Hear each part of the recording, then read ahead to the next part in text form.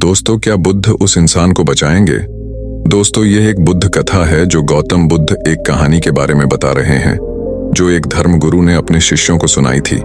गौतम बुद्ध की कहानियां न केवल रोचक हैं बल्कि जीवन के महत्वपूर्ण पाठ भी सिखाती हैं। उनके उपदेश हमारे जीवन को सही दिशा में आगे बढ़ाने में मदद करते हैं। तो चलिए दोस्तों, आज की कहानी की ओर बढ़ते हैं। दोस्तों, हमारे बेला इंस्पायर्ड वन ईस्ट चैनल पर आपका दिल से स्वागत है। दोस्तों, ये कहानी सुनाकर उन्होंने अपने शिष्यों से पूछा था, बताओ इस कहानी में गलत क्या है? उनके शिष्य तो नहीं बता पाए थे। क्या आप बता पाएंगे?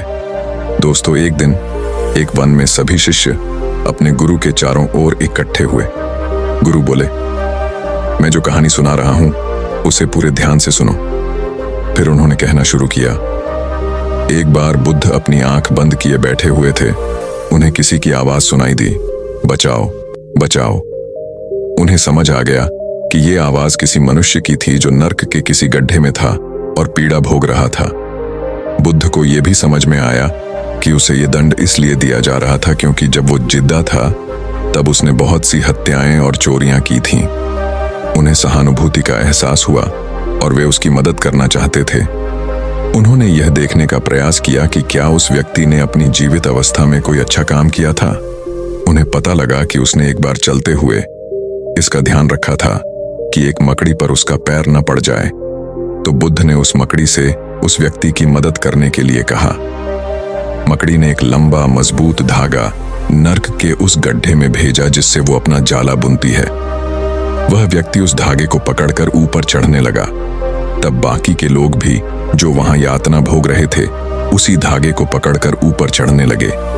तो उस व्यक्ति को चिंता हुई, ये धागा मेरे लिए भेजा गया है, अगर इतने लोग इसे पकड़कर चढ़ेंगे तो धागा टूट जाएगा। वो उन पर गुस्से से चिल्लाया। उसी पल वो धागा टूट गया और वो उस गड्ढे में फिर से गिर गया। उस व्यक्ति ने फिर चीखना शुरू किया, बचाओ बचाओ। लेकिन इस बार बुद्ध ने उसकी तरफ कोई ध्यान नहीं दिया। धर्मगुरु ने कहानी पूरी की और अपने शिष्यों से पूछा, बताओ इस कहानी में क्या दोष है? एक शिष्य बोला, मकड़ी का धागा इतना मजबूत नहीं होता कि एक व्यक्ति को ऊपर ला सके। दूसरे ने कहा, स्वर्ग और नर्क जैसी कोई चीज नहीं होती। एक अन्य बोला, जब बुद्ध आंख बंद करके बैठे और ध्यान कर रहे थे तब उन्हें जरूर ही कोई और आवाज सुनाई दे रही होगी। गुरु मुस्कुराए और बोले, तुम सबने एक महत्वपूर्ण मुद्दे पर ध्यान नहीं दिया। फिर वे उठे और चले गए।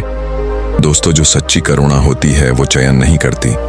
किसी क्षण कोई ये विचार करे कि मुझे इस व्यक्ति के लिए करुणामय होना चाहिए और फिर ऐसा सोचे कि वह दूसरा व्यक्ति मेरी करुणा का पात्र नहीं है, तो फिर ये करुणा नहीं है। किसी की मदद करने में चयन हो सकता है पर करुणा में चयन नहीं होता।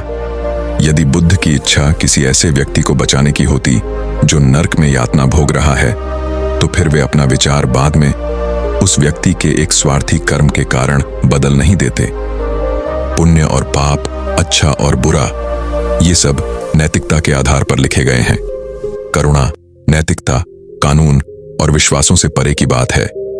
ऐसा नहीं हो सकता कि एक व्यक्ति पर करुणा दिखाई जाए और दूसरे पर नहीं।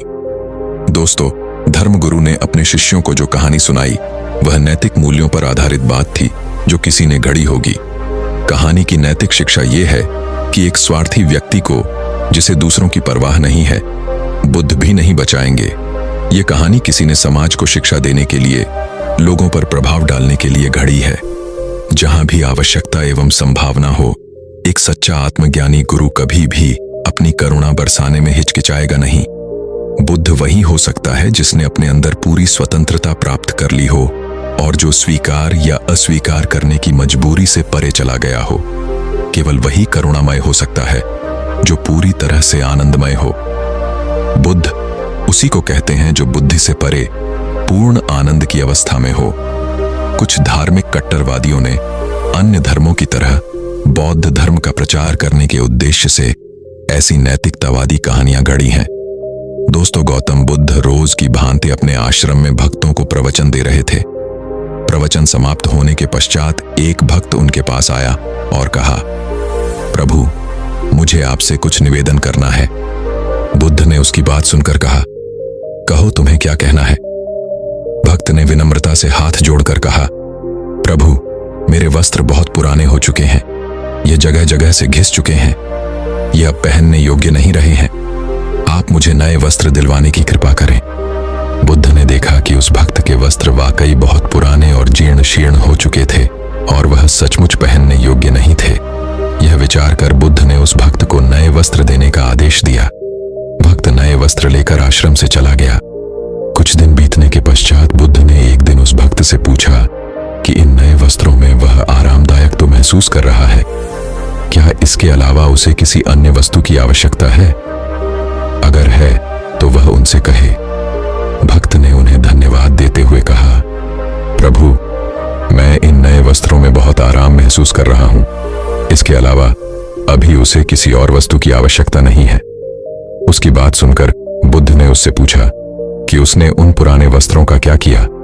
भक्त ने कहा कि वह उस पुराने वस्त्र को ओढ़नी की तरह इस्तेमाल कर रहा है। बुद्ध ने कहा कि फिर तुमने अपनी पुरानी ओढ़नी का क्या किया? भक्त ने कहा कि उसके घर के पर्दे घिस गए थे, इसीलिए वह उस ओढ़नी का इस्तेमाल खिड़की पर पर्दे की तरह कर रहा है। बुद्ध ने फिर पूछा कि क्या उसने पुराने पड़ चुके पर्दे को फेंक दिया है? भक्त ने कहा, नहीं प्रभु, मैंने उस पर्दे के टुकड़े कर उससे गर्म पतीलों को आग से उतारने के लिए इस्तेमाल कर रहा हूं। इस पर बुद्ध ने एक बार फिर कहा कि तब तो तुमने उस पुराने कपड़े के टुकड़े को फेंक दिया होगा। नहीं प्रभु, अब मैं उस टुकड़े से रसोई में पोंछा लगाता हूं।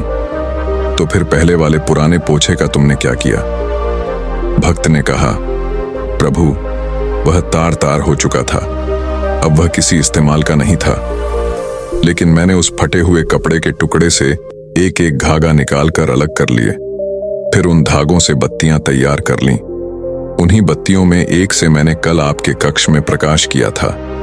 बुद्ध यह जानकर बहुत प्रसन्न हुए कि उनके भक्त में यह समझ थी कि कोई भी वस्तु बेकार नहीं होती, बस उसका उचित उपयोग करने की समझ होनी चाहिए। दोस्तों, भगवान बुद्ध का एक भक्त था जो उनका चचेरा भाई भी था। वह एक प्रतिभाशाली व्यक्ति था और बहुत ही समर्पित था। शुरुआत में बुद्ध का संघ या समुदाय काफी छोटा था, लेकिन समय के साथ यह बड़ा होता गया। इसलिए बुद्ध के करीबी भक्त अधिक अधिकार जताने लगे और उनके चचेरे भाई को लगा कि बुद्ध उनके मालिक हैं, लेकिन बुद्ध किसी के भी मालिक नहीं हो सकते। आप यह नहीं कह सकते कि आप समुद्र के मालिक हैं। इसलिए इस वजह से कुछ गलतफहमियां हुई और यह चचेरा भाई बुद्ध के खिलाफ हो गया। जब कुछ लोगों की अपनी राय या नकारात्मकता होती है तो कुछ और लोग भी उनके साथ जुड़ जाते हैं। बुद्ध के इस चचेरे भाई और कुछ लोगों ने एक समूह बनाया और एक दिन जब बुद्ध उपदेश दे रहे थे तो वह पहाड़ी पर चढ़ गया और वहां से एक पत्थर को बुद्ध की ओर धकेल दिया। इससे उनकी मौत हो सकती थी, लेकिन वह पत्थर बुद्ध से बस कुछ सेंटीमीटर की दूरी पर रुक गया। अन्य वफादार शिष्य बहुत क्रोधित और परेशान हो गए। वे उसे दंडित करना चाहते थे और उसे सबक सिखाना चाहते थे, लेकिन बुद्ध ने उन्हें रोक दिया और बस मुस्कुराए। उन्होंने कहा, यह कर्म है, तुम कुछ मत करो, हम कोई प्रतिक्रिया नहीं करेंगे। एक बार 90 के दशक में मैं वॉशिंगटन डीसी में था। मैं एक भाषण दे रहा था और वहां 300 लोग थे। अचानक एक लंबा तगड़ा आदमी मुझ पर हमला करने के लिए पीछे से आया। हर कोई अपनी सीटों पर जम गया क्योंकि किसी को नहीं पता था कि क्या करना है। वह मुझे एक हाथ में उठा सकता था, वह इतना बड़ा था। मैंने बस उसकी आंखों में देखा और कहा, रुको, मेरे जाने का अभी समय नहीं है। मैं यहां कुछ काम करने आया हूं, मुझे अपना काम पूरा करने दो। मैंने उसे यह नहीं बताया, मैंने बस कहा, रुको। लेकिन मेरे मन में मैंने कहा, मैं जाने के लिए तैयार नहीं हूं।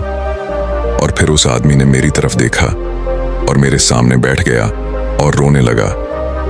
वह बहुत गुस्से और पीड़ा के साथ आया था, लेकिन फिर वह बस बैठ गया और उसकी आंखों से आंसू बहने लगे। मैं ऐसा इसलिए कह रहा हूं क्योंकि हमारे आसपास और हमारे भीतर होने वाली हर घटना किसी न किसी कर्म के कारण होती है। ऐसा कहने का मतलब यह नहीं है कि अगर कुछ भाग्यवादी है तो आप बस यह स्वीकार कर लें कि सब कुछ कर्म है और आप इसके बारे में कुछ नहीं कर सकते। नहीं, यह कर्म की गलत समझ है। कर्म एक घटना है और आपके पास भविष्य में इसे बदलने की शक्ति है, क्योंकि जीवन स्वतंत्र इच्छा और भाग्य का एक संयोजन है। आपकी ऊंचाई आपकी नियति है, लेकिन आपका वजन आपकी स्वतंत्र इच्छा है। अगर आपका वजन 100 किलो है तो आप यह नहीं कह सकते कि अच्छा यह मेरा भाग्य है। नहीं, ट्रेडमिल पर चढ़ें और थोड़ा व्यायाम करें। जब कोई घटना होती है और आप प्रतिक्रिया करते हैं तो चक्र चलता रहता है। प्रतिक्रिया न करें बल्कि कार्य करें। जब किसी ने बुद्ध की ओर पत्थर फेंका तो लोगों ने प्रतिक्रिया की, लेकिन बुद्ध ने उनसे प्रतिक्रिया न करने के लिए कहा और फिर मुस्कुराए। यह एक क्रिया है। जब कोई आपके विरुद्ध होता है, यदि आप प्रेम और करुणा दिखाते हैं, और जब कोई आपके एक गाल पर थप्पड़ मारता है तो आप दूसरा गाल आगे कर देते हैं, तो वह आपको पलट कर नहीं मार सकता। वह एक बड़ा हथियार है। अहिंसा का सिद्धांत भी एक क्रिया है, अधिक बुद्धिमत्तापूर्ण और विवेकपूर्ण क्रिया है, न कि केवल प्रतिक्रिया। दोस्तों, हम आशा करते हैं कि आपको यह कहानी पसंद आई होगी। तो कमेंट करना ना भूलिए और चैनल को सब्सक्राइब जरूर कीजिए। ऐसी ही नई नई कहानी के लिए बने रहे हमारे साथ। धन्यवाद। नमो बुद्धाय।